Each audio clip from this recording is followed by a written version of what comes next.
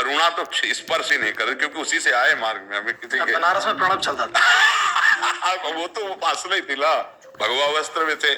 नैष्ठिक ब्रह्मचर्य के बाद महावाक्य के बाद सन्यास, तो कहीं सवाल ही नहीं था। हमारे जीवन का परिवर्तन काशी से, रास से हुआ है। रास पूज्य भाई जी से हनुमान प्रसाद पोद्दार जी का उत्सव था, तो वहाँ अंध विश्वविद्यालय है काशी में, वाराणसी में, तो वहाँ 1 महीने श्री राम शर्मा जी ने चैतन्य लीला और रास लीला की थी। पधार गए श्री राम शर्मा, तो उस समय तुलसी घाट में बैठे हुए थे, पद्मासन लगाए हुए। एक संत भगवान आए, बोले चलो रास हो रही है।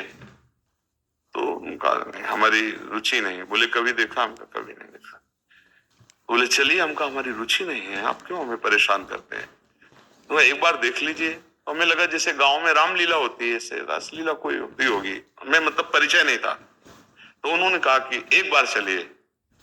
हमें लगा कि यही तो पास की बात है, चलते हैं, भागवती गीत होगा, संत कह रहे हैं, महादेव जी की प्रेरणा।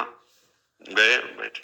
वो मतलब फंसाना था ना उनको।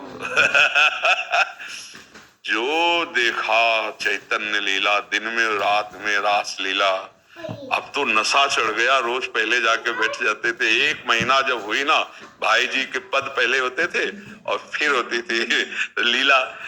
अब 1 महीने में जब हुआ लीला समाप्त हो जाएगी, तो लगा अब जी नहीं सकता इस लीला के बिना। अब प्रणब कहाँ गए?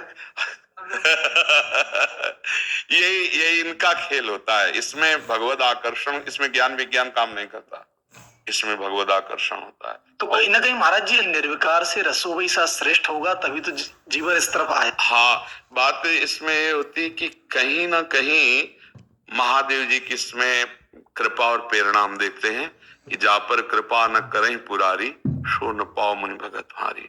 हम कभी राधा नाम नहीं लिया, हम कभी किशोर को नहीं जानते थे।